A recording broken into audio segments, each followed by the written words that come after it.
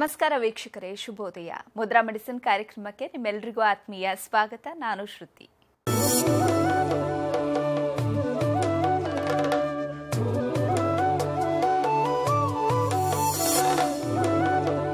ಇವತ್ತಿನ ಮುದ್ರಾ ಮೆಡಿಸಿನ್ ಕಾರ್ಯಕ್ರಮವನ್ನು ನಡೆಸಿಕೊಡುವುದಕ್ಕೆ ಮುದ್ರಾ ಬ್ರಹ್ಮ, ಮುದ್ರಾ ರತ್ನ, ಮುದ್ರಾ ಶಿರೋಮಣಿ ಗುರೂಜಿ ಶ್ರೀ ಲಕ್ಷ್ಮೀ ಶ್ರೀನಿವಾಸರವರು ನಮ್ಮೊಂದಿಗಿದ್ದಾರೆ. ಗುರೂಜಿಯವರು ಕಂಪ್ಯೂಟರ್ ಸೈನ್ಸ್ನಲ್ಲಿ ಎಂಜಿನಿಯರಿಂಗ್ ಪದವಿ ಪಡೆದು ಎಂಎಸ್ ಕಂಪ್ಯೂಟರ್ ಸಾಫ್ಟ್ವೇರ್ನಲ್ಲಿ ಸ್ನಾತಕೋತ್ತರ ಪದವಿ ಪಡೆದು ಹಲವಾರು ಮಲ್ಟಿನ್ಯಾಷನಲ್ ಸಾಫ್ಟ್ವೇರ್ ಕಂಪನಿಗಳಲ್ಲಿ 26 ವರ್ಷ ಸತತವಾಗಿ ಸೇವೆ ಸಲ್ಲಿಸಿದ್ದಾರೆ. ಗುರೂಜಿಯವರು ವೇದ ವಿಜ್ಞಾನ, ಜ್ಯೋತಿಷ್ಯ ಶಾಸ್ತ್ರ ಹಾಗೂ ಪುರಾತನ ಮುದ್ರಾ ಮಂತ್ರ ಯಂತ್ರತಂತ್ರ ಶಾಸ್ತ್ರಗಳಲ್ಲಿ ಸಂಶೋಧನೆ ನಡೆಸಿ ಔಷಧಿ ರಹಿತ ಜೀವನ ನಡೆಸುವುದು ಹೇಗೆ ಹಾಗೂ ಮನೆಗೊಬ್ಬ ವೈದ್ಯನಾಗುವುದು ಹೇಗೆ ಅಂತ ತಿಳಿಸಿಕೊಡ್ತಾ ಬಂದಿದ್ದಾರೆ. ಇದಲ್ಲದೆ ಭೂತ, ಪ್ರೇತ, ಮಾಟ, ಮಂತ್ರ, ತಂತ್ರಗಳ ಬಗ್ಗೆ ಸಂಶೋಧನೆ ನಡೆಸಿ ಮನೆಗೊಬ್ಬ ಮಾಂತ್ರಿಕ ಮತ್ತು ತಾಂತ್ರಿಕನಾಗುವುದು ಹೇಗೆ ಅಂತ ತಿಳಿಸಿಕೊಡ್ತಾ ಬಂದಿದ್ದಾರೆ. ಗುರೂಜಿಯವರು ಹಲವಾರು ಪುಸ್ತಕಗಳನ್ನು ಬರೆದು ಸಮಾಜಕ್ಕೆ ಜ್ಞಾನಾರ್ಜನೆ ಮಾಡಿದ್ದಾರೆ. ಸಮಾಜದ ಹಿತಕ್ಕಾಗಿ ಬೆಂಗಳೂರಿನಿಂದ ಸುಮಾರು 40 ಕಿಲೋಮೀಟರ್ ದೂರದಲ್ಲಿ ಉಚಿತ ಅನಾಥಾಶ್ರಮ, ವೃದ್ಧಾಶ್ರಮ ಹಾಗೂ ಮುದ್ರಾ ಮಂತ್ರ ತಂತ್ರ ಸಂಶೋಧನಾ ಕೇಂದ್ರವನ್ನು ಸ್ಥಾಪನೆ ಮಾಡ್ತಾ ಇದ್ದಾರೆ. ಗುರೂಜಿಯವರನ್ನ ನಿಮ್ಮೆಲ್ಲರ ಪರವಾಗಿ ಕಾರ್ಯಕ್ರಮಕ್ಕೆ ಸ್ವಾಗತಿಸ್ತಾ ಇದ್ದೇನೆ. ಗುರುಗಳೇ ನಮಸ್ಕಾರ, ಕಾರ್ಯಕ್ರಮಕ್ಕೆ ಸ್ವಾಗತ. ಆತ್ಮೀಯ ವೀಕ್ಷಕ ಬಾಂಧವರಿಗೆಲ್ಲ ನಮಸ್ಕಾರ. ಗುರುಜಿ, ಈ ಹಿಂದಿನ ಸಂಚಿಕೆಗಳಲ್ಲಿ ನಾವು ಮಾತಾಡಿದ್ವಿ, ಅಂದರೆ ಕನಸಿನಲ್ಲಿ ಕೆಟ್ಟ ಕನಸು ಬಿದ್ದಂಥ ಸಂದರ್ಭದಲ್ಲಿ ಬೆಚ್ಚ ಬೀಳೋದು, ಹೆದರುಕೊಳ್ಳೋದು, ಈ ರೀತಿ ಆಗೋದು ಯಾಕೆ, ಸುಪ್ತ ಮನಸ್ಸಿಗೆ ಘಾಸಿ ಆದಂಥ ಸಂದರ್ಭದಲ್ಲಿ ಈ ರೀತಿ ಕನಸುಗಳು ಬೀಳುತ್ತೆ, ಸುಪ್ತ ಮನಸ್ಸಿಗೆ ಮೆಡಿಸಿನ್ ಮಾಡೋಕ್ಕಾಗೋದಿಲ್ಲ ಅಂತ ಹೇಳ್ತಾ ಇದ್ರಿ. ಹಾಗೆ ಒಂದೊಂದು ದಿನದಲ್ಲೂ ಈ ರೀತಿ ಘಟನೆಗಳು ನಡೆದಾಗ ಅದಕ್ಕೊಂದು ಅರ್ಥ ಇರುತ್ತೆ ಅನ್ನೋದನ್ನ ಹೇಳ್ತಾ ಇದ್ರಿ. ಈ ದಿನ ಗುರುವಾರದ ದಿನ ಕೆಟ್ಟ ಕನಸು ಬಿದ್ದು ಈ ರೀತಿ ಬೆಚ್ಚ ಬೀಳೋದು, ಹೆದರುಕೊಂಡ್ರೆ ಏನಾಗುತ್ತೆ ಗುರೂಜಿ? ನೋಡಿ, ಇವತ್ತು ಗುರುವಾರ ಅಂತ ಇಟ್ಕೊಳ್ಳಿ. ಗುರುವಾರ ದಿವಸ ನಾನು ಎಲ್ಲೋ ಒಂದು ಕಡೆ ವಾಕ್ ಮಾಡ್ತಾ ಹೋಗ್ತಾ ಇದ್ದೆ ಅಥವಾ ಡ್ರೈವ್ ಮಾಡ್ಕೊಂಡು ಹೋಗ್ತಾ ಇದ್ದೆ.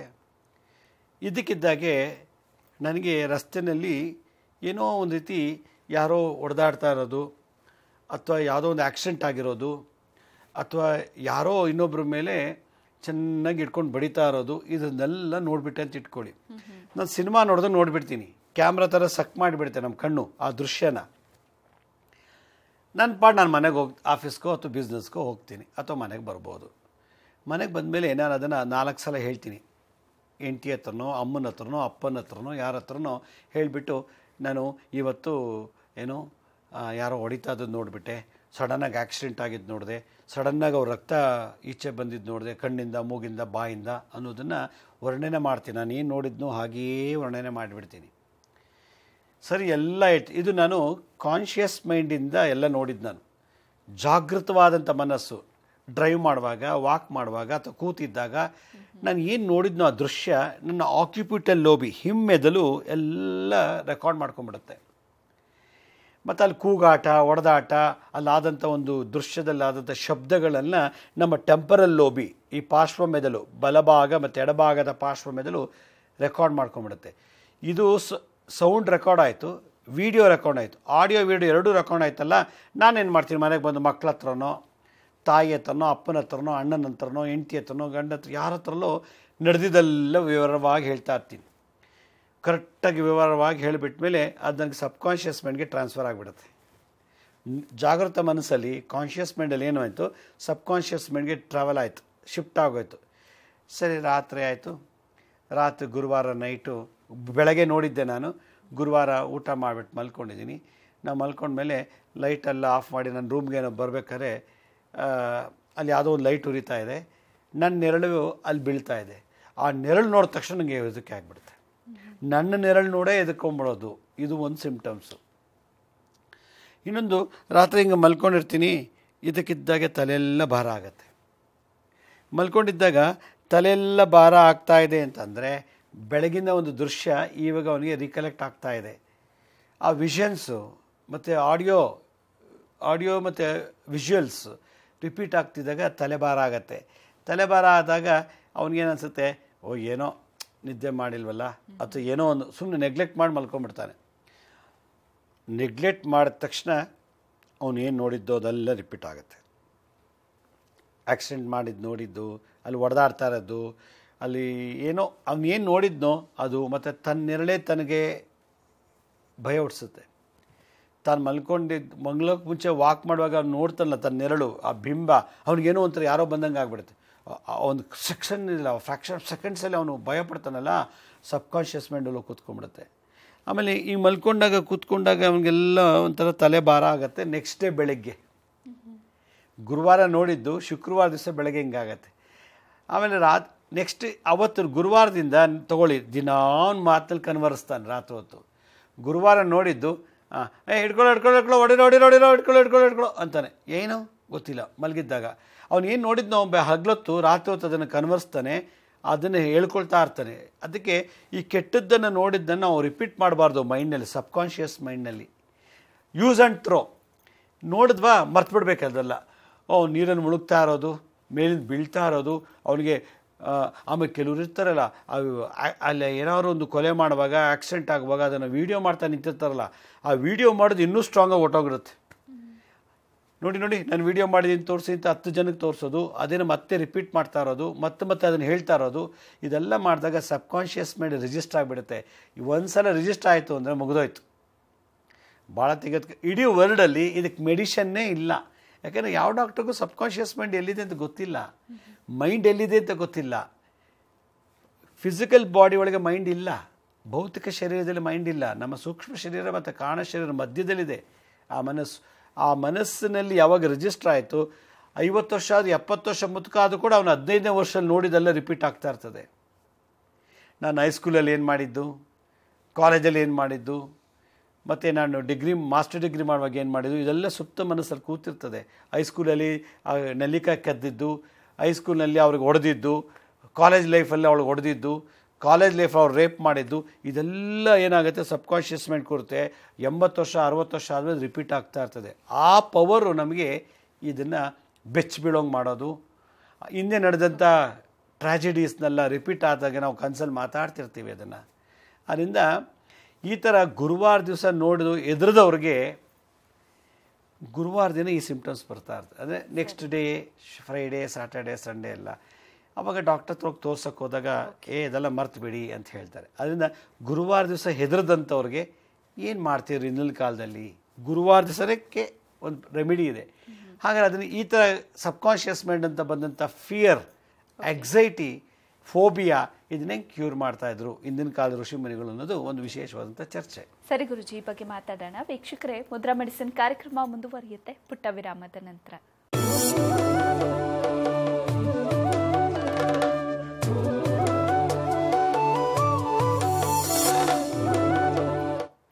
ವಿರಾಮದ ನಂತರ ಮುದ್ರಾ ಮೆಡಿಸಿನ್ ಕಾರ್ಯಕ್ರಮಕ್ಕೆ ಮತ್ತೊಮ್ಮೆ ಸ್ವಾಗತ. ಗುರುಜಿ, ನೀವು ಹೇಳೋ ಪ್ರಕಾರ ಕಾಣದ ಸುಪ್ತ ಮನಸ್ಸಿಗೆ ಘಾಸಿಗೊಳಿಸ್ಕೊಳ್ಳೋದು ನಾವೇ. ಹೊರಗಡೆ ಆದಂತಹ ಕೆಟ್ಟ ಘಟನೆಗಳನ್ನು ಮತ್ತೆ ನೋಡಿ ಸುಪ್ತ ಮನಸ್ಸಿಗೆ ಘಾಸಿ ಆಗೋದು, ಅಂದರೆ ಇದೆಲ್ಲವೂ ಹೇಗೆ ಇಂಟರ್ಲಿಂಕ್ ಆಗಿರುತ್ತೆ ಗುರುಜಿ?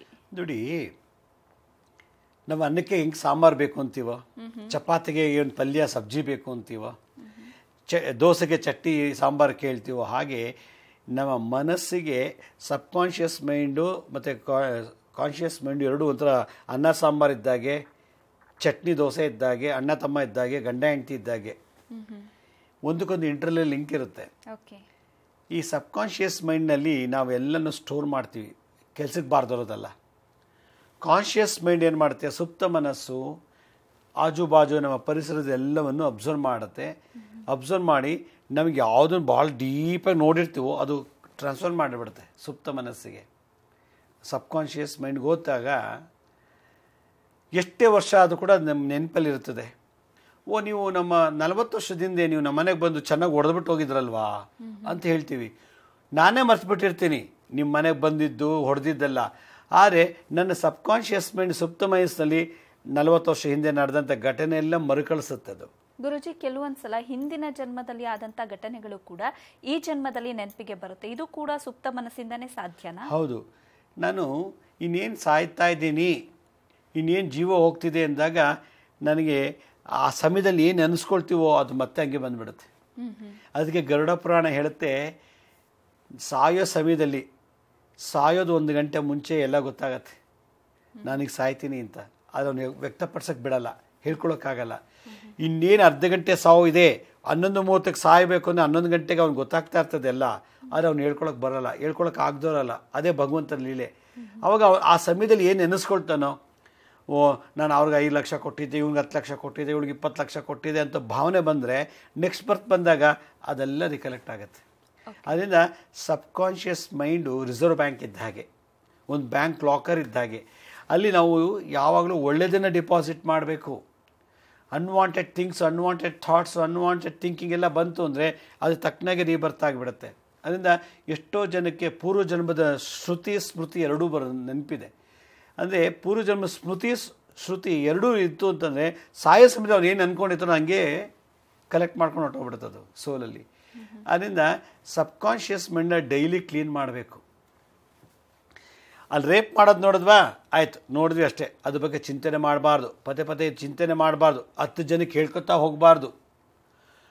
ಅಲ್ಲಿ ಯಾರೋ ಕೊಲೆ ಆಗೋಗಿದೆಯಾ, ಓ ನಾನು ಕೊಲೆ ಮಾಡುವುದು ನೋಡಿದೆ, ಕೊಲೆ ಆಗ್ತಿದ್ದು ನಾನು ನೋಡಿದೆ, ಇಂಥವರೇ ಕೊಲೆ ಮಾಡಿದ್ರು, ಹೀಗೆ ಮಾಡಿಬಿಟ್ರು, ಇಂಥದ್ದು ಯೂಸ್ ಮಾಡಿ ಕೊಲೆ ಮಾಡಿದ್ರು ಅನ್ನೋದನ್ನು 10 ಸಲ ಹೇಳಿ ಮನಸ್ಸಲ್ಲಿ ರಿಪೀಟ್ ಮಾಡಿಬಿಟ್ರೆ, ಅದೊಂದು 10 ಜನಕ್ಕೆ ಆ ಇನ್ಫಾರ್ಮೇಷನ್ ಶೇರ್ ಮಾಡಿಬಿಟ್ರೆ ಸಬ್ಕಾನ್ಷಿಯಸ್ ಮೈಂಡ್ ರಿಜಿಸ್ಟರ್ ಆಗಿಬಿಡ್ತದೆ, ಸುಪ್ತ ಮನಸ್ಸಲ್ಲೂ ಕೂತ್ಕೊಂಡ್ಬಿಡುತ್ತೆ. ಆಗ ಯಾವ ದಿನ ನೀವು ನೋಡಿದ್ರೋ ಆ ದಿನದಿಂದ ಆಗಾಗ ವಾರಕ್ಕೊಂದ್ಸಲ, 15 ದಿನಕ್ಕೊಂದ್ಸಲ ಕೊಲೆ ಮಾಡಿದವನ ರೂಪ ಕಾಣುತ್ತೆ. ಕೊಲೆ ಮಾಡುವಾಗ ಯಾವ ಆಯುಧ ಯೂಸ್ ಮಾಡೋ ಅದು ಕಾಣ್ತಾ ಇರುತ್ತೆ. ಯಾವ ರೀತಿ ಕೊಲೆ ಮಾಡಿದ್ರು, ಕತ್ತು ತೆಗೆದ್ರ, ಕೈ ತೆಗೆದ್ರ, ಕಾಲು ತೆಗೆದ್ರ ಅನ್ನೋದನ್ನ ಹೆಂಗೆ ನೀವು ನೋಡಿರ್ತೀರೋ ಆ ದೃಶ್ಯ ಎಲ್ಲ ರಿವೈಂಡ್ ಆಗುತ್ತೆ ಆಕ್ಯುಪಿಟಲ್ ಲೋಬಿಯಿಂದ, ಹಿಮ್ಮೆದಲಿಂದ. ಆದ್ದರಿಂದ ನಮ್ಮ ದೃಶ್ಯ ಮಾಧ್ಯಮವನ್ನು, ಹಿಮ್ಮೆದಲನ್ನು ನಾವು ಆವಾಗವಾಗ ಕ್ಲೀನ್ ಮಾಡಬೇಕು. ಅದಕ್ಕೆ ಯಾವಾಗ ಅದು ಕ್ಲೀನ್ ಮಾಡ್ಕೊಳ್ಳಿಲ್ವೋ ಆಗಾಗ ಮರುಕಳಿಸುತ್ತೆ. ಮತ್ತು ಒಂಟಿ ಇರೋಕ್ಕೆ ಭಯ, ನನ್ನ ಯಾರೋ ಬಂದು ಚಾಕು ಹಾಕ್ಬಿಟ್ರೆ, ನನ್ನ ಯಾರೋ ಬಂದು ರೇಪ್ ಮಾಡಿಬಿಟ್ರೆ, ನನ್ನ ಯಾರೋ ಬಂದು ಕೊಲೆ ಮಾಡಿಬಿಟ್ರೆ ಅನ್ನೋ ಒಂದು ಒಂದು ಫಿಯರು ಸಬ್ಕಾನ್ಷಿಯಸ್ನಲ್ಲಿ ಆಗಾಗ ಪ್ರಮೋಟ್ ಮಾಡ್ತದೆ. ಇದಕ್ಕೆ ಎಮೋಷ್ನಲ್ ಬಾಡಿ ಅಂತ ಕರೀತಾರೆ. ಆ ಎಮೋಷನಲ್ ಬಾಡಿ ಈ ಎಮೋಷನ್ಸ್ನೆಲ್ಲ ರಿಯಾಕ್ಟ್ ಮಾಡಿಸುತ್ತೆ. ಓ ಯಾರೋ ಬರ್ತಾ ಇದ್ದಾರೆ, ನಾನೇ ಹೋದ್ರು ಕೂಡ ಓ ಇವನು ಬಂದ ಕೊಲೆ ಮಾಡಿಬಿಡ್ತಾನೆ ಅಂತಾರೆ. ನಾನಪ್ಪ ನೀನು ಕೊಲೆ ಮಾಡೋಕ್ಕೆ ಬಂದಿಲ್ಲ ಅಂತಂದಾಗ ಆ ಶಬ್ದ ಸಬ್ಕಾನ್ಷಿಯಸ್ ಮೈಂಡ್ಗೆ ಹೋದಾಗ ಓ ನೀವು ಕೊಲೆ ಮಾಡೋಕ್ಕೆ ಬರಲ್ಲ ಅಂಥೇಳಿ ಮನಸ್ಪೂರ್ವಕವಾಗಿ ಮಾತಾಡ್ತಾನೆ. ಹಾಗೆ ನಮ್ಮ ಸಬ್ಕಾನ್ಷಿಯಸ್ ಮೈಂಡಲ್ಲಿ ನಾವು ಏನು ನೋಡಿದ್ವೋ, ಕೊಟ್ಟಿದ್ದು, ತೊಗೊಂಡಿದ್ದು ಎಲ್ಲವನ್ನು ಸ್ಟೋರ್ ಮಾಡ್ಕೊಳ್ತಾ ಇರ್ತದೆ. ಯಾವುದನ್ನು ಬೇಕೋ ಅದು ಇಟ್ಕೋಬೇಕು, ಕೆಟ್ಟದ್ದೆಲ್ಲ ತೆಗಿತಾ ಇರಬೇಕು. ಹಾಗಾದರೆ ತೆಗೆಯೋದಕ್ಕೆ ಹೆಂಗೆ ಧೈರ್ಯ ಬೇಕು. ಕೆಟ್ಟದ್ದನ್ನು ನೋಡಿದ್ಮೇಲೆ ಅದನ್ನು ತೆಗೆದಾಕೋಷ್ಟು ಧೈರ್ಯನೂ ಬೇಕು ನಮಗೆ. ಅದರಿಂದ ಯಾವುದೋ ಒಂದು ಹಾವು ಹೋಗ್ತಿತ್ತಂತೆ, ಹಾವು ಬುಸ್ ಅಂತ ಅಂದ್ಬಿಡ್ತು. ಅದನ್ನು 10 ಸಲ ಎಲ್ಲರ ಹತ್ರ ಹೇಳ್ಕೊಂಡ್ಬಿಡ್ತೀನಿ ನಾನು, ಹಾವು ಹೋಗ್ತಾಯಿತ್ತು, ಮಧ್ಯದಲ್ಲಿ ಅಡ್ಡ ಬಂತು, ಬುಸ್ ಅಂದ್ಬಿಡ್ತು ಅಂತ. ಆಮೇಲೆ ಅದನ್ನೇ ಆಗಾಗ ನೆನೆಸ್ಕೊತಾ ಇರ್ತೀನಿ. ಆಗ ನಾನು ಎಲ್ಲೂ ಒಂಟಿ ಹೋಗೋಕ್ಕೆ ಭಯ ಆಗ ನನಗೆ. ಹಾಗಾದರೆ ಆಗಿದ್ದ ಘಟನೆಯನ್ನು ಬೇರೆಯವ್ರ ಹತ್ರ ನಾವು ಎಕ್ಸ್ಪ್ಲೈನ್ ಮಾಡಬಾರ್ದು ಅಂತ ಹೇಳ್ತೀರಾ? ಬೇರೆಯವ್ರ ಹತ್ರ ಹೇಳಬಾರ್ದು. ಅಕಸ್ಮಾತ್ ಹೇಳೋದಿದ್ರೆ ಅದನ್ನು ಎರೇಸ್ ಮಾಡೋಷ್ಟು ಧೈರ್ಯ ನಿಮ್ಮಲ್ಲಿ ಇರಬೇಕು. 1000 ಜನಕ್ಕೆ ಹೇಳಿದ್ಮೇಲೆ ಅಷ್ಟೇಪ್ಪ ಅಂದ್ಬಿಟ್ಟು ಬಿಟ್ಬಿಡ್ಬೇಕು. ಆಮೇಲೆ ಅದನ್ನೇ ಹೇಳ್ತಾ ಇದ್ದರೆ ನಾನು ಹಾವು ಬರುತ್ತೆ, ಇವಾಗ ಹಾವು ಬರುತ್ತೆ, ಹಾವು ಬರುತ್ತೆ, ಬುಸ್ ಅನ್ನತ್ತೆ, ನಿಂತ್ಕೊಳ್ಳುತ್ತೆ ಅನ್ನೋದು 10 ಸಲ ಹೇಳ್ತಿರ್ತೀವಲ್ಲ, ಅದು ಆವಾಗಲೇ ಮನಸ್ಸಲ್ಲಿ ಅನ್ಸಿರುತ್ತೆ. ಅದಾಗ ನಾವು ಎಲ್ಲ ಚೆನ್ನಾಗಿ ರೋಡಲ್ಲಿ ಹೋಗೋಕ್ಕೂ ಭಯ, ಮನೇಲಿರೋಕ್ಕೂ ಭಯ. ಬೆಡ್ರೂಮಲ್ಲಿ ಹಾವು ಬಂದುಬಿಡ್ತೆ, ಬಸ್ಸು ಮೇಲೆ ಹಾವು ಬಂದುಬಿಟ್ರೆ, ಹಾಲಲ್ಲಿ ಹಾವು ಬಂದುಬಿಟ್ರೆ, ಬುಸ್ ಅಂತ ಅಂದ್ಬಿಟ್ರೆ, ಈ ಥರದೇ ಬರ್ತಿರ್ತದೆ ಮನಸ್ಸಲ್ಲಿ. ಆವಾಗ ಈ ಒಂದು ಕನವರಿಕೆ ಮನಸ್ಸಲ್ಲಿ ಮನಸ್ಸಿಗೆ ಹೋದಾಗ ಬಾಯಲ್ಲಿ ಕನವರಿಕೆ ಬರುತ್ತೆ. ಮನಸ್ಸಿಗೆ ಮನವರಿಕೆ ಆದಾಗ ಬಾಯಲ್ಲಿ ಕನವರಿಕೆ ಬಂತು. ಕನ್ವರ್ಸೋದು, ರಾತ್ರಿ ಮಲಗಿದೆ, ಓ ಹಾವು ಬರುತ್ತೋ ಬಸ್ ಅಂತೂ ಅದು ಪಟ್ ಅಂತ ಕೆಚ್ಕೊಳ್ಬಿಡೋದು. ಆಮೇಲೆ ನಾವು ಎದ್ದು ನಿಂತ್ಕೊಂಡ್ರೆ ಸಾಕು, ಸುಮ್ಮನೆ ಜಸ್ಟ್ ನೋಡಿದಾಗ ಸಾಕು ನನ್ನ ನೆರಳು ನೋಡೋ ಬಸ್ ಅಂತ, ಓ ಕೊಲೆ ಮಾಡೋಕ್ಕೆ ಬಂದಿದ್ದಾರೆ, ಯಾರೋ ರೇಪ್ ಮಾಡೋಕ್ಕೆ ಬಂದಿದ್ದಾರೆ, ಕಳ್ಳ ಬಂದಿದ್ದಾನೆ ಅವನು ಭಯ ಬಂದುಬಿಡುತ್ತೆ. ಆದ್ದರಿಂದ ಸಬ್ಕಾನ್ಷಿಯಸ್ ಮೈಂಡ್ನಲ್ಲಿ ಒಳ್ಳೆಯದನ್ನು ಇಟ್ಕೋಬೇಕು. ನೀವು ಕೆಟ್ಟದ್ದು ಏನು ಬೇಕಾದ್ರೆ ನೋಡಿ, ಕಾನ್ಷಿಯಸ್ ಮೈಂಡೆಲ್ಲ ಎಷ್ಟರಾಗಿದ್ದಾಗ ಏನು ಬೇಕಾದ್ರೆ ನೋಡಿ. ಸಬ್ಕಾನ್ಷಿಯಸ್ ಮೈಂಡಲ್ಲಿ ಒಳ್ಳೆಯದನ್ನು ಸ್ಟೋರ್ ಮಾಡೋದು ಜ್ಞಾನ ಬರಬೇಕು, ಆ ಧೈರ್ಯ ಬರಬೇಕು. ಅದರಿಂದ ಇದಕ್ಕೆ ಭಾಳ ವಿಶೇಷವಾದಂಥದ್ದು ಇದು ಹ್ಯೂಮನ್ ಸೈಕಾಲಜಿ. ಆ್ಯಕ್ಚುಲಿ ಸೈಕಿಟ್ರಿಯಾಟ್ರಿಕ್ ಪ್ರಾಬ್ಲಮ್ಸ್ ಇದೆಲ್ಲ ಮನೋವೈದ್ಯರು ಇದನ್ನು ಭಾಳಷ್ಟು ಚೆನ್ನಾಗಿ ಚಿಂತನೆ ಮಾಡಿರ್ತಾರೆ, ಅದು ಸಂಬಂಧಪಟ್ಟಂಥ ಔಷಧಿ ಕೊಡ್ತಾರೆ. ಆದರೂ ಕೂಡ ನಮ್ಮ ನೆರಳು ನೋಡಿ ನಮಗೆ ಭಯ ಬರೋಂಗಾಗತ್ತೆ. ರಾತ್ರಿ ಎಲ್ಲ ಕಿಟ್ಟಂತ ಕಿರ್ಚ್ತೀನಿ, ಕೂಗಾಡ್ತೀನಿ, ಕನವರಿಸ್ತೀನಿ. ನಿದ್ದೆಲೆಲ್ಲ ಕೆಟ್ಟ ಕನಸುಗಳು, ನಾನು ಏನು ನೋಡಿದ್ದು ಅದೇ ಕನಸು ರಿಪೀಟ್ ಆಗ್ತಿರ್ತದೆ. ಯಾರು ಕೊಲೆ ಮಾಡ್ತಾ ಇರೋದು ನೋಡಿದ್ನೋ ಅದೇ ಬರುತ್ತೆ. ಆ ಸುನಾಮಿಲಿ ಎಲ್ಲ ಕೊಚ್ಕೊಂಡು ಹೋಗ್ತಾ ಇರ್ತದೆ, ಕಾರು ಮನೆಗಳೆಲ್ಲ, ಅದು ನೋಡಿರ್ತೀನಿ, ಅದನ್ನೇ ರಿಪೀಟ್ ಆಗ್ತಿರ್ತದೆ. ಆಮೇಲೆ ಆಕ್ಸಿಡೆಂಟ್ ಆಗಿಬಿಟ್ಟಿರ್ತದೆ, ನಾನು ಹೋಗುವಾಗ ನೋಡ್ತೀನಿ ಅದನ್ನು, ಆ ನೋಡಿದ್ದನ್ನೇ ನನಗೆ ಮೆಲುಕಾಗ್ತಾ ಇರ್ತೀನಿ. ಯಾವಾಗ ನಿದ್ದೆಗಳಲ್ಲಿ, ಯಾವಾಗ when the bodies at rest, ಯಾವಾಗ ಈ ಶರೀರ ರೆಸ್ಟ್ ಕಂಡೀಷನ್ ಇರುತ್ತದೋ ಸಬ್ ಕಾನ್ಷಿಯಸ್ ಮೈಂಡು ಆಕ್ಟಿವೇಟ್ ಆಗುತ್ತೆ. When the body is in active, ನಾವೆಲ್ಲ ನಗ್ನಗ್ತಾ ಆ್ಯಕ್ಟಿವ್ ಆಗಿದ್ದಾಗ ಕಾನ್ಷಿಯಸ್ ಮೈಂಡ್ ಜಾಗೃತ ಆಗಿರುತ್ತದೆ. ಸರಿ. ನಿದ್ದಲಿದ್ದಾಗ ಸಬ್ ಕಾನ್ಷಿಯಸ್ ಮೈಂಡ್, ಆ ಸಬ್ ಕಾನ್ಷಿಯಸ್ ಒಂದೊಂದಾಗಿ ತನ್ನ ಡಬ್ಬದಿಂದ ಬ್ಯಾಸ್ಕೆಟಿಂದ ತೆಗೆದಾಕತ್ತೆ, ಅವ್ರ ಪ್ರಕಾರ ರಿಯಾಕ್ಟ್ ಮಾಡಿಸ್ಬಿಡುತ್ತೆ. ಇಂಥ ಕಾಯಿಲೆಗೆ ಹಿಂದಿನ ಕಾಲದಲ್ಲಿ ಹೆಂಗೆ ಕ್ಯೂರ್ ಮಾಡ್ತಾ ಇದ್ರು ಅನ್ನೋದೇ ದೊಡ್ಡ ಕಲೆ. ಈ ಬಗ್ಗೆ ಮಾತಾಡೋಣ ವೀಕ್ಷಕರೇ. ಕಾರ್ಯಕ್ರಮ ಮುಂದುವರಿಯುತ್ತೆ ಪುಟ್ಟ ವಿರಾಮದ ನಂತರ.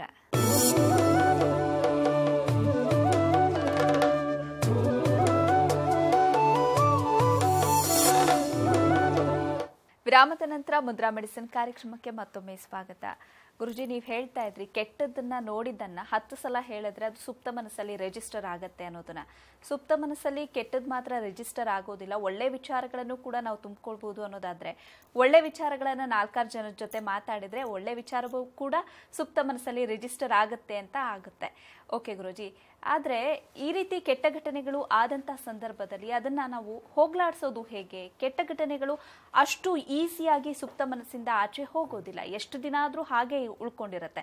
ಇದನ್ನ ಕ್ಲೀನ್ ಮಾಡ್ಕೊಳ್ಳೋದು ಹೇಗೆ? ಕಲಿಯುಗದಲ್ಲಿ ಕೆಟ್ಟದ್ದು ನೋಡೋದು ಜಾಸ್ತಿ, ಕೆಟ್ಟದ್ದೇ ಜಾಸ್ತಿ ನಮ್ಗೆ ಮಾಡಕ್ಕೆ ಮನಸ್ಸು ಬರುತ್ತೆ. ಕೆಟ್ಟದ್ದು ರಿಜಿಸ್ಟ್ ಆಗ್ತಾ ಇರ್ತದೆ, ಒಳ್ಳೇದು ಮಾಡೋಕ್ಕೆ ಮನಸ್ಸು ಬರಲ್ಲ, ಒಳ್ಳೇದನ್ನ ಸ್ಟೋರ್ ಮಾಡೋಕ್ಕೆ ಮನಸ್ಸು ಬರಲ್ಲ, ಒಳ್ಳೇದನ್ನ ಹೇಳೋಕ್ಕಾಗಲ್ಲ, ಒಳ್ಳೇದು ಕೊಡೋಕ್ಕಾಗಲ್ಲ. ಕಲಿಯುಗದ ಮಹಿಮೆ ಹವಾನೇ ಹೀಗಿದೆ. ಹವಾ ಗುಣ ಅಂದರೆ ಕಲಿಯುಗ.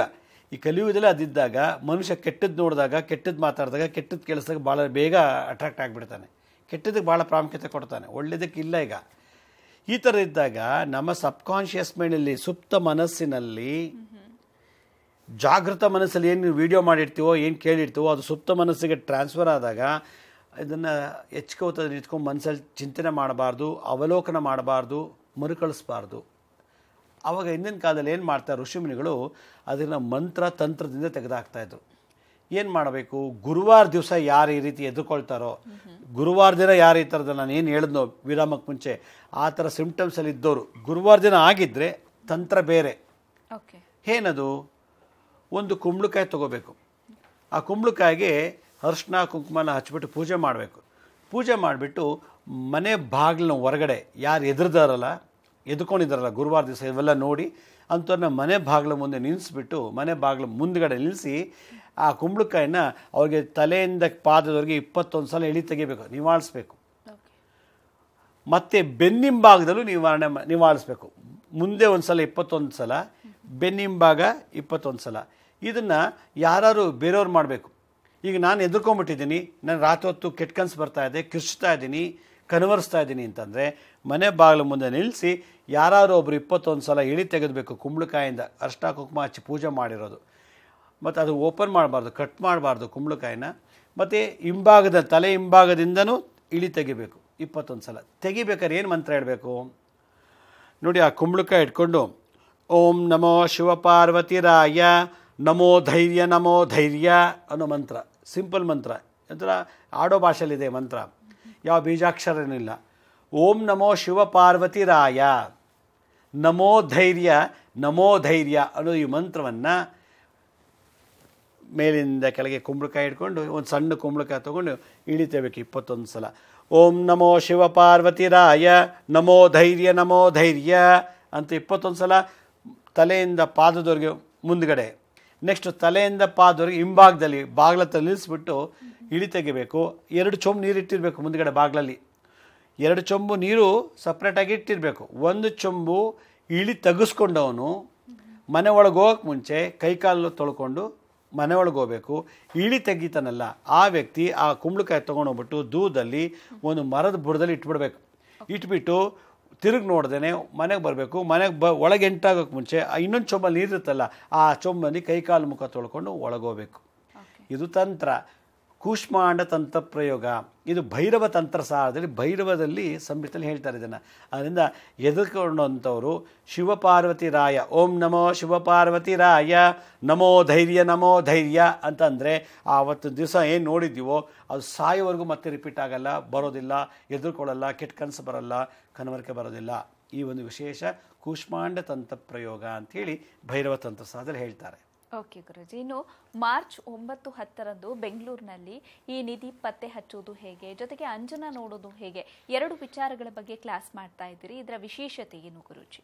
ನೋಡಿ, ಮಾರ್ಚ್ ತಿಂಗಳಲ್ಲಿ ಶನಿವಾರ ಭಾನುವಾರ ನಾನು ನಿಧಿ ಇದೆಯಾ ನಮ್ಮ ಸೈಟಲ್ಲಿ ಅಥವಾ ನಮ್ಮ ಜಮೀನಲ್ಲಿ, ನಮ್ಮ ತೋಟದಲ್ಲಿ, ನಮ್ಮ ಮನೆ ಕೆಳಗೆ ಅಥವಾ ಎಲ್ಲರೂ ನಿಧಿ ಇದೆಯಾ ಅನ್ನೋದು ಪತ್ತೆ ಹಚ್ಚಬೇಕು ಅಂದರೆ ಅವನಿಗೆ ಥರ್ಡ್ ಐ ಓಪನ್ ಆಗಬೇಕು, ಮೂರನೇ ಕಣ್ಣು ಓಪನ್ ಆಗಬೇಕು. ಮೂರನೇ ಕಣ್ಣು ಓಪನ್ ಮಾಡೋದು ಹೇಗೆ, ನಿಧಿ ಇಲ್ಲೇ ಇದೆ ಪತ್ತೆ ಹಚ್ಚೋದು ಹೇಗೆ, ತೆಗೆಯೋ ವಿಧಾನ ಏನು ಅನ್ನೋದನ್ನು 64 ವಿದ್ಯೆಯಲ್ಲಿ ಇದೊಂದು ವಿದ್ಯೆಯಲ್ಲಿ ಹೇಳಿಕೊಟ್ಟಿದ್ದಾರೆ. ಒಂದು, ನಮ್ಮ ಮನೆ ಕಳ್ಳತನ ಆಗಿಬಿಟ್ಟಿರುತ್ತೆ ಅಥವಾ ನಮಗೆ ಯಾರೋ ಮಾಟ ಮಂತ್ರಗಳು ಮಾಡಿಸಿರ್ತಾರೆ ಅಥವಾ ನಮ್ಮನ್ನ ಯಾರೋ ಕೊಲೆ ಮಾಡಿಸ್ಬೋದು, ಏನೋ ಒಂದು ತೊಂದರೆಗಳಾಗಿರ್ತದೆ. ಗತವೈಭವ ಅದು ಭೂತಕಾಲ ಮತ್ತು ಇವಾಗ ನಡೀತಾ ಇರೋದು ವರ್ತಮಾನ ಕಾಲದಲ್ಲಿ ಏನೇನಾಗಿ ನಡೀತಾ ಇದೆ ಅನ್ನೋದನ್ನು ತಿಳ್ಕೊಳ್ಳೋಕ್ಕೆ ಅಂಜನ ದರ್ಪಣ ಅಂತ ಒಂದು ವಿದ್ಯೆ ಇದೆ. ನಿಧಿ ದರ್ಶನ, ಅಂಜನ ದರ್ಪಣ ಅನ್ನೋದು ಇದು 64 ವಿದ್ಯೆಗಳು, ಇದು ಒಂದು ವಿದ್ಯೆಗಳು. ಈ ವಿದ್ಯೆ ತುಂಬ ನಶಿಸ್ತಾ ಹೋಗ್ಬಿಟ್ಟಿದೆ ಈಗಿನ ಮಾಡರ್ನ್ ಟೆಕ್ನಾಲಜಿಲಿ. ಹಿಂದಿನ ಕಾಲದಲ್ಲಿ ಅಂಜನ ಹಾಕ್ಬಿಟ್ಟು ಎಲ್ಲೆಲ್ಲಿ ಯುದ್ಧ ನಡೀತಾ ಇತ್ತು, ಎಷ್ಟು ಆನೆ ಸತ್ತೋಯ್ತು, ಎಷ್ಟು ಒಂಟೆ ಸತ್ತೋಯ್ತು, ಏನೇ ನಡೀತಾ ಇತ್ತು, ಸಂಜಯ ಧೃತರಾಷ್ಟ್ರನಿಗೆ ಹೇಳ್ತಾನಂತೆ, ಕಾಮಿಟ್ರಿ ಕೊಡ್ತಾನಂತೆ. ಈಗ ನಾವೆಲ್ಲೋ ಕ್ರಿಕೆಟ್ ನಡೆಯೋದು ನೋಡ್ತೀವಿ, ಎಲ್ಲೋ ಏನೋ ಪ್ರೋಗ್ರಾಮ್ ನಡೆಯೋದೆಲ್ಲ ಟಿ ವಿ ಕೂತ್ಕೊಂಡು ನೋಡ್ತೀವಿ.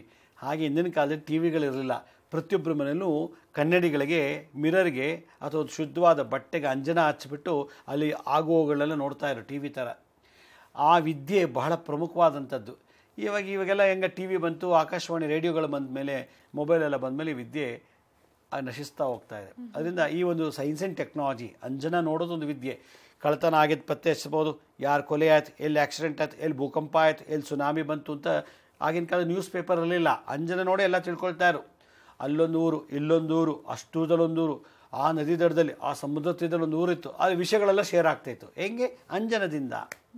ಹೀಗಾಗಿ ಈ ಒಂದು ವಿದ್ಯೆಯನ್ನು ನಾನು ಈ 2 ದಿನದ ವರ್ಕ್ಶಾಪಲ್ಲಿ, ಹಿಂದೆ ಅಂಜನನೇ ಬೇರೆ ಕ್ಲಾಸ್ ಮಾಡ್ತಾಯಿದ್ದೆ, ನಿಧಿಗೆ ಬೇರೆ ಕ್ಲಾಸ್ ಮಾಡ್ತಾಯಿದ್ದೆ, ಇವೆರಡೂ ಮರ್ಜ್ ಮಾಡಿ ಒಂದೇ ಸಲ ಈ ಒಂದು ಫುಲ್ ಕಂಪ್ಲೀಟು ನಿಧಿ ದರ್ಶನ, ಅಂಜನ ದರ್ಪಣ, ಅಂಜನ ನೋಡೋದು ಹೇಗೆ, ಯಾವ್ಯಾವ ಅಂಜನಗಳಿವೆ, ಯಾವ್ಯಾವ ಅಂಜನದಿಂದ ಯಾವ್ಯಾವ್ದು ನೋಡ್ಬೋದು ಅನ್ನೋದನ್ನು ನಾನು ಈ ಒಂದು 2 ದಿನದ ಕ್ಲಾಸಲ್ಲಿ ಕೇವಲ 100 ಜನಕ್ಕೆ ಮಾತ್ರ ದೀಕ್ಷೆ ಕೊಟ್ಟು ಇದು ವಿದ್ಯೆ ಕಲಿಸ್ತಾ ಇದ್ದೀನಿ. ಭಾಳ ವಿಶೇಷವಾದಂಥ ವಿದ್ಯೆ, ಆಸಕ್ತಿ ಇರೋರು ಕಲಿಬೋದು. ಇದು ನಮ್ಮ ಕಲಿಬೇಕು ಅನ್ನೋದಾದ್ರೆ ನಮ್ಮ ಸ್ಕ್ರೀನ್ ಮೇಲೆ ಬರೋ ನಂಬರ್ಗೆ ಬೆಳಗ್ಗೆ 9 ರಿಂದ 6 ಗಂಟೆ ಒಳಗೆ ಕಾಲ್ ಮಾಡಿ ಕೇಳ್ಬೋದು. ಯಾಕಂದರೆ 6 ಗಂಟೆ ಮೇಲೆ ಆಫೀಸ್ ಕ್ಲೋಸ್ ಆಗುತ್ತೆ. ಓಕೆ ಗುರುಜಿ, ಕಾರ್ಯಕ್ರಮದಲ್ಲಿದ್ದು ಗುರುವಾರದ ದಿನ ಏನಾದರೂ ಕೆಟ್ಟ ಕನಸು ಬಿತ್ತು ಅಂತ ಅಂದರೆ ಸುಪ್ತ ಮನಸ್ಸಿಗೆ ಘಾಸಿ ಆದಂಥ ಸಂದರ್ಭದಲ್ಲಿ ಅದರ ಬಗ್ಗೆ ಹೇಗೆ ನಿವಾರಣೆಯನ್ನು ಮಾಡ್ಕೊಳ್ಬೋದು, ಸುಪ್ತ ಮನಸ್ಸಿಗೆ ಮೆಡಿಸನ್ನ ಹೇಗೆ ಮಾಡ್ಕೊಳ್ಳೋದು ಅನ್ನೋದ್ರ ಬಗ್ಗೆ ಇವತ್ತಿನ ಕಾರ್ಯಕ್ರಮದಲ್ಲಿ ತಿಳಿಸ್ಕೊಟ್ರಿ. ಧನ್ಯವಾದ. ಸಾಯಿರಾಮ್. ವೀಕ್ಷಕರೇ, ಗುರೂಜಿಯವರು ಹೇಳಿದ ಹಾಗೆ ಬೆಂಗಳೂರಿನಲ್ಲಿ ಮಾರ್ಚ್ 9, 10ರಂದು ನಿಧಿ ಪತ್ತೆ ಹಚ್ಚೋದು ಹೇಗೆ, ಜೊತೆಗೆ ಅಂಜನ ನೋಡೋದು ಹೇಗೆ ಅನ್ನೋದ್ರ ಬಗ್ಗೆ ಗುರೂಜಿ ಕ್ಲಾಸ್ ಮಾಡ್ತಾ ಇದ್ದಾರೆ. 2 ವಿಚಾರಗಳನ್ನು ನೀವು ಈ ಕ್ಲಾಸ್ನಲ್ಲಿ ತಿಳ್ಕೊಳ್ಬಹುದಾಗಿದೆ. ಆಸಕ್ತರು ಕಾರ್ಯಕ್ರಮದ ಕೊನೆಯಲ್ಲಿ ಗುರೂಜಿಯವರ ಕಚೇರಿಯ ವಿಳಾಸ ಹಾಗೆ ದೂರವಾಣಿ ಸಂಖ್ಯೆಗಳು ಬರುತ್ತೆ.